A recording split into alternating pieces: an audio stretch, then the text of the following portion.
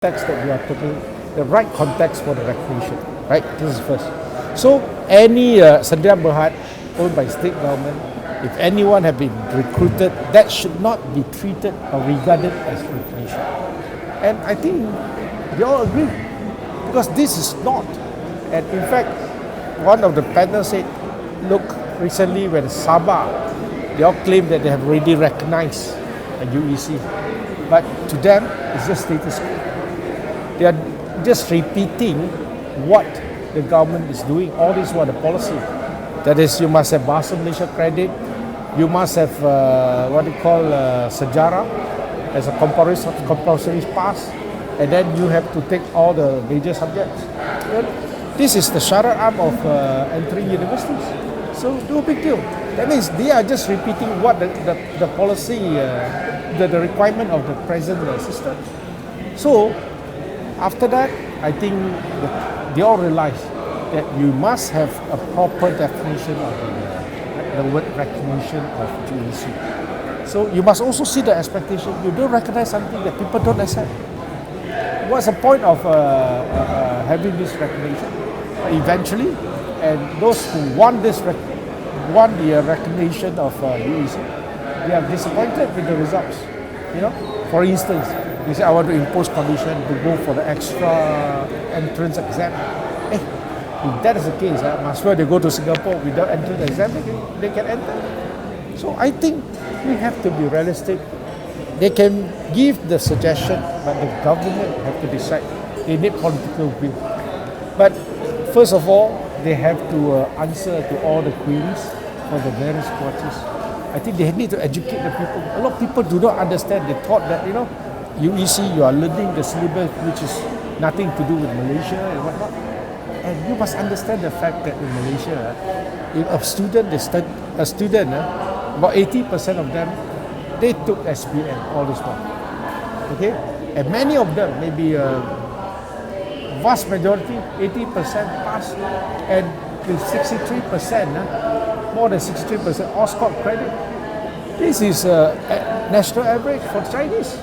So meaning what? It happened in any school, not only independent Chinese school.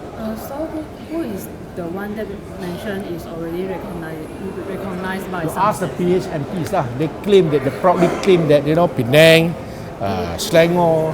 Can you mention that? Never mind, you just check. You ask them. This panel, it was what sort of how did go? This panel was appointed by Dr. Masli, and they set up this task force to study, to gather information from both sides, those who are pro or anti. Okay, they have this what they call engagement sessions with various parties.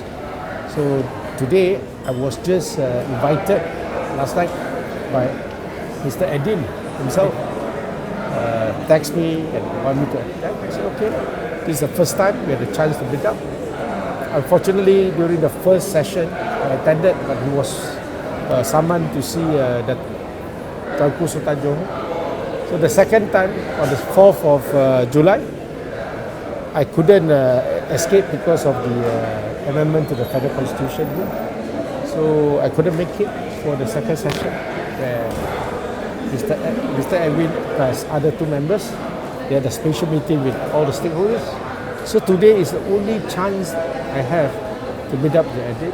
So I have to say my piece, things that I think the government or the task force should pay attention. They should also address some of the issues. They have not concluded anything yet, right? Oh no, not yet. So what is the outcome?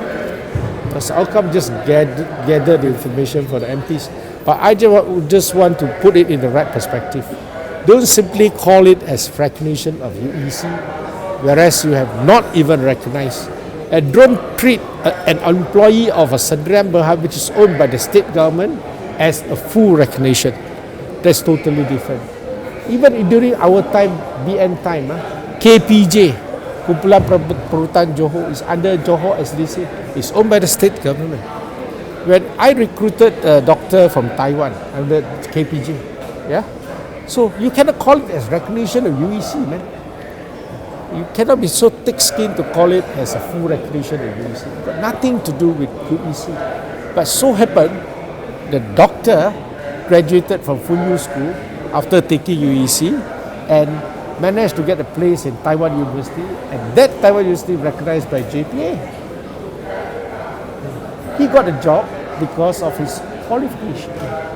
So we had to understand the difference between your qualification and also recognition of UEC per se. Okay.